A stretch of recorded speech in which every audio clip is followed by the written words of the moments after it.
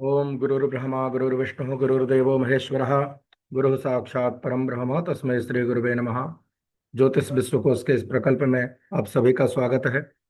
मुहूर्त चिंतामणि के अनुसार हम क्रमशः अध्ययन कर रहे हैं। इस अध्ययन माला में हम तीसरे सोपान में हैं। हमने तिथियों को सीख लिया है, तिथियों के नामों को भी पढ़ लिया है। शुक्ल पक्ष में तिथियों का क्रम क्या है, कृष्ण पक्ष में तिथियों का क्रम क्या है, इन सभी बिंदुओं को हमने समझ लिया है।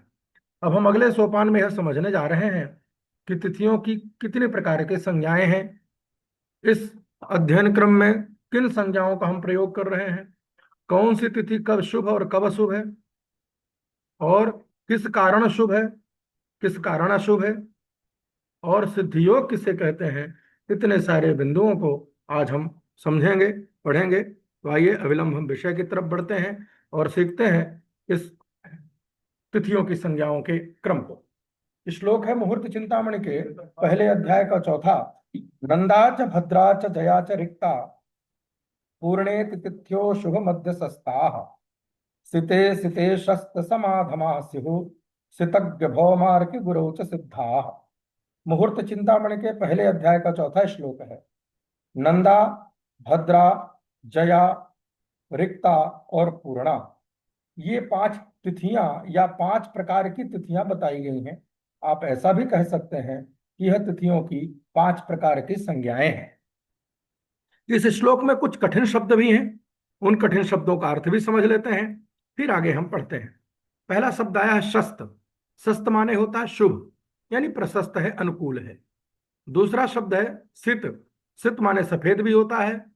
जब ग्रहों के क्रम में अर्थ समझेंगे तो शुक्र होगा, पक्ष के क्रम में अर्थ समझेंगे तो शुक्ल पक्ष होगा। असित, इसका अर्थ काला है। ग्रहों के क्रम में इसका अर्थ शनि है। यानी ग्रहों के संदर्भ में यदि असित शब्द का प्रयोग किया जाए तो हम अर्थ लगाएंगे कि शनि के बारे में कहा जा रहा है। जब मुहूर्त के संदर्भ में इसकी चर्चा होगी तब इसका अर्थ हम कृष्ण पक्ष समझेंगे। ज्ञा माने होता है बुध और आर्की माने होता है शनि। आगे चलते हैं, अब श्लोक को स्पष्ट करते हैं।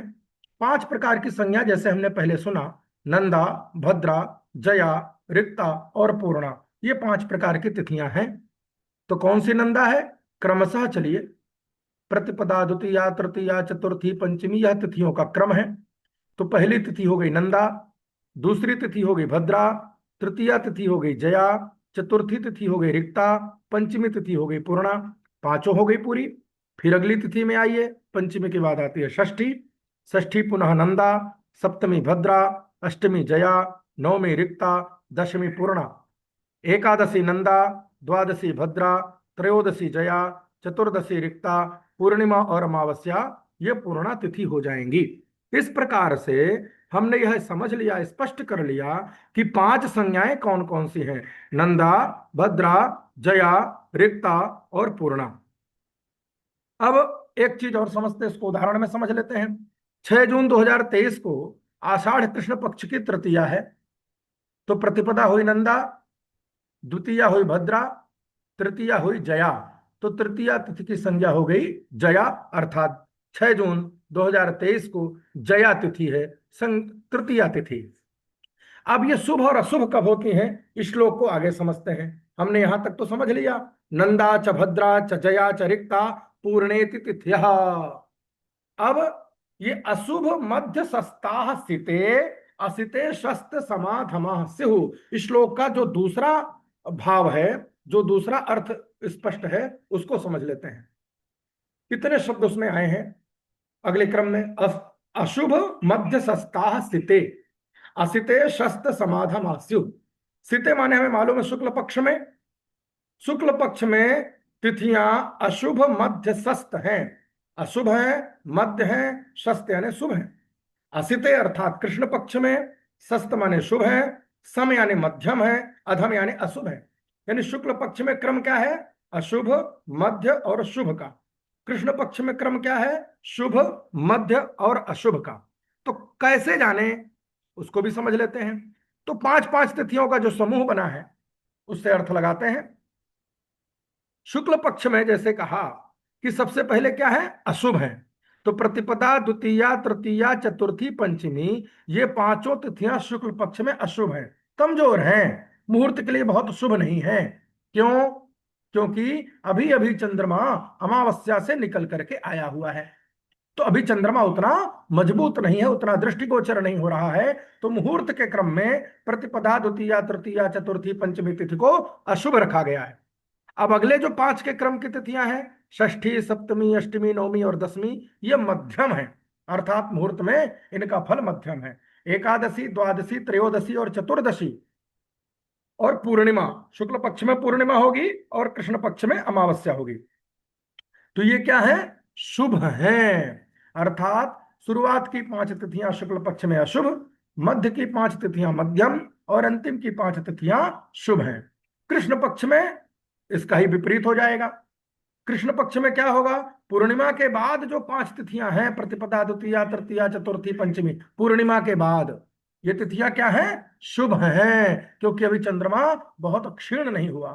षष्ठी, सप्तमी, अष्टमी, नवमी, दसवीं, इसमें मध्यम स्तर तक चंद्रमा पहुंच गया है, इसलिए तिथियां मध्यम हैं। एकादशी, द्वादशी, त्रयोदशी, चतुर्दशी और अमावस्या, इन तिथियों में चंद्रमा बहुत कमजोर हो गया, बहुत क्षीण हो गया, इसलिए तिथियां अशुभ हो गई। तो स्पष्ट हो गया कि क्यों शुभ है शुक्ल पक्ष में, क्यों अशुभ है कृष्ण पक्ष में। इन बिंदुओं को हमने समझ लिया कि यही तिथियां शुक्ल पक्ष में कभी अशुभ हो जाती हैं और कृष्ण पक्ष में कभी शुभ हो जाती हैं। उदाहरण देखते हैं। 6 जून 2023 कृष्ण पक्ष की तृतीया है। तो कृष्ण पक्ष की तृतीया क्या है? कृष्ण पक्ष का क्रम क्या है? शुरुआती 5 शुभ है, मध्य की 5 मध्यम है और अंतिम की 5 अशुभ है, इसलिए यह शुभ है, अशुभ तिथि नहीं है। जो हम सामान्य रूप से चिंतन करते हैं कि कृष्ण पक्ष में मुहूर्त नहीं होता, वह एक गलत चिंतन है। शास्त्र कहता है कृष्ण पक्ष की पंचमी तक शुभ तिथियां हैं, दसवीं तक मध्यम तिथियां हैं। आगे चलते हैं। यहां पर एक सिद्ध योग का भी उदाहरण आचार्य ने प्रस्तुत किया है, या सिद्ध योग के बारे में भी बताया है। सिद्ध योग कैसे बनता है? तिथि और वार के संयोग से सिद्ध योग जन्म लेता है।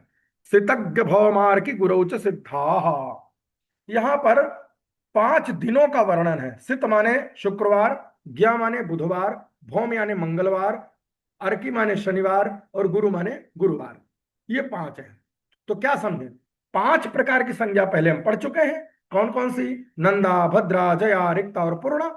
तो सित पहले कहा, यानी शुक्रवार। तो शुक्रवार का और नंदा तिथि का संयोग पड़ जाए, यानी शुक्रवार के दिन प्रतिपदा तिथि हो, षष्ठी तिथि हो, एकादशी तिथि हो, तो क्या हो जाएगा? सिद्ध योग बन जाएगा। अर्थात तिथि और वार के संयोग से उसमें विशेष गुणवत्ता आ जाएगी। कोई भी कार्य हम करना चाहते हैं तो इस मुहूर्त का प्रयोग कर सकते हैं। ज्ञा माने बुधवार और भद्रा तिथियों का द्वितीया, सप्तमी, द्वादशी का संयोग बन जाए, अच्छा हो जाएगा। जया मंगलवार का संयोग, यानी तृतीया, अष्टमी और त्रयोदशी। शनिवार चतुर्थी, नवमी और चतुर्दशी। गुरुवार पंचमी, दशमी और पूर्णिमा। इन वार और इन तिथियों के संयोग से सिद्ध योग का जन्म होता है। इसको इस टेबल में भी समझ सकते हैं। ये नंदा तिथि है और शुक्रवार का संयोग हुआ, सिद्ध योग बन गया। भद्रा बुधवार, जया मंगलवार, रिक्ता शनिवार, पूर्णा और गुरुवार, इनके संयोग से हमारा सिद्ध योग बना है। उदाहरण लेते हैं। 6/6/2023 का लेकर चल रहे हैं। उस दिन तृतीया तिथि है, मंगलवार है। तृतीया तिथि क्या होती है? जया होती है और मंगलवार है। तो मंगलवार और तृतीया तिथि के संयोग से सिद्ध योग बन गया। कब तक रहेगा? जितनी देर तक मंगलवार और तृतीया तिथि का संयोग रहेगा। मान लेते हैं मंगलवार तो सूर्योदय से सूर्योदय तक है, तृतीया प्रारंभ हुई, सुबह थी, दोपहर में नहीं है, तो दोपहर तक ही मान लेते हैं। 12 बजे तक तृतीया तिथि है मंगलवार को, तो 12 बजे तक ही सिद्ध योग रहेगा। इस तरह हमने 3 विषयों को समझा। एक, नंदा, भद्रा, जया, रिक्ता और पूर्णा तिथियां कौन सी हैं, ये कब शुभ और अशुभ है, और इसके साथ ही सिद्ध योग कैसे बनता है। आशा है कि यह विषय आपको अच्छी तरह से समझ में आ रहा होगा। अब एक चीज और समझें। यदि अशुभ तिथि में सिद्ध योग बन रहा है, क्योंकि सिद्ध योग तो शुभ और अशुभ तिथि नहीं देख रहा है, तो कैसे माने? जैसे मान लेते हैं तृतीया तिथि मंगलवार शुक्ल पक्ष का है। हमने अभी पढ़ा कि तृतीया तिथि शुक्ल पक्ष की अशुभ होती है। अमंगलवार का संयोग बना तो उसको शुभ माने कि अशुभ माने। ये ध्यान दीजिए, यदि दोनों पक्ष शुभ हैं, यानी तिथि और वार दोनों शुभ हैं, तब वह अच्छी तरह से शुभ है। पर यदि एक पक्ष अशुभ है, यानी तिथि अशुभ है, पर फिर भी वार के संयोग से वह क्या नाम से शुभ हो रहा है, यानी तिथि अशुभ है पर वार क्या नाम से उसको शुभ योग बना रहा है, तब क्या होगा, उसकी जो स्थिति होगी उसका परिणाम शुभ समझा जाएगा, अशुभ नहीं समझा जाएगा। मतलब वह अशुभ तिथि भी वार विशेष के संयोग से शुभता की ओर चली गई है। तो यह विषय आपको स्पष्ट हो गया। आशा है आप अच्छी तरह से विषय को समझ गए होंगे, और इससे संबंधित यदि कोई प्रश्न है तो आप कमेंट करके पूछ सकते हैं, चर्चा कर सकते हैं। आप सभी का धन्यवाद। आगे पुनः मिलने का प्रयास करते हैं।